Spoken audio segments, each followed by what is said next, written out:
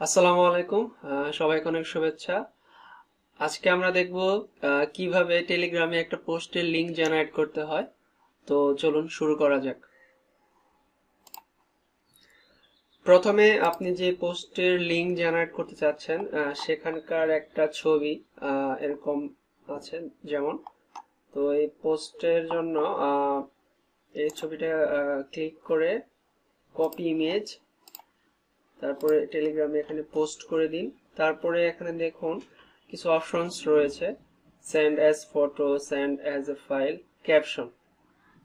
তো আমরা এই ক্যাপশনের এখানে মাউসটি রেখে রাইট ক্লিক করে দেখব ফরম্যাটিং একটা অপশন রয়েছে। তো ফরম্যাটিং এ মাউসটা রাখলে এখানে দেখব যে ক্রিয়েট লিংক আছে, সেখানে ক্লিক করব। তারপরে আমরা সেই পোস্টের লিংকটা কপি করে নিব, কপি করে এই ইউআরএল পার্টে বসিয়ে দিব। তারপরে বলছে এখানে একটা টেক্সট দেওয়ার জন্য। তো আমরা এই পোস্টের টেক্সটটি বসিয়ে দিচ্ছি।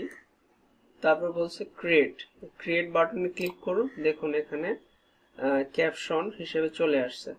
তো আমরা যদি এখানে এটা সেন্ড করে দেই, দেখুন তো একটা পোস্ট হয়ে গেল টেলিগ্রামে, সাথে একটা লিংক জেনারেট সহ হয়ে গেল। এখন যদি আমি এই পোস্টে ক্লিক করি তাহলে আমাকে বলছে যে আমি পোস্টের লিংক ওপেন করব কি না। যদি ওপেন করি তাহলে এরকম ভাবে ওপেন হয়ে যাবে। এই তো চলে আসছে পোস্টটা। তো আশা করছি সবাই বুঝতে পেরেছেন। ধন্যবাদ।